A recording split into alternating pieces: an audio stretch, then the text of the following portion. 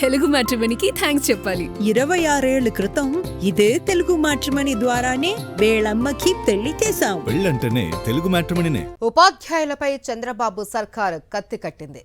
చిన్న చిన్న విషయాలకు టీచర్లను బలి చేస్తుంది.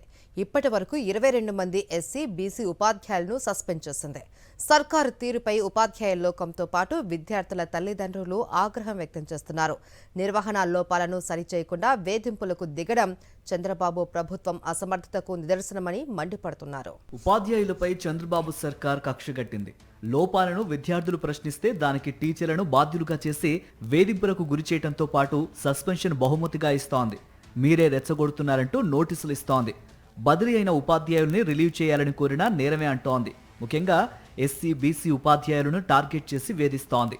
ప్రభుత్వ పాఠశాలల విద్యార్థులకు గత వైఎస్ఆర్సీపీ ప్రభుత్వం నాణ్యమైన మధ్యాహ్న భోజనం అందించింది. స్థానిక స్వయం సహాయక సంఘాల సభ్యులతో కూడిన ఏజెన్సీల ద్వారా వారానికి 16 రకాల పదార్థాలతో పౌష్టికాహారం అందించింది. చంద్రబాబు ప్రభుత్వం మధ్యాహ్న భోజనం పథకం నాణ్యతకు తిలోదకాలిచ్చింది.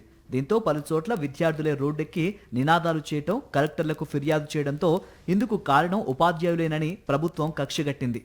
విశాఖ జిల్లా చిన్నగదిలి ప్రభుత్వ పాఠశాలలో మధ్యాహ్న భోజనం బాగోలేదని పాఠశాల విద్యార్థులు కంచాలతో రోడ్డెక్కారు.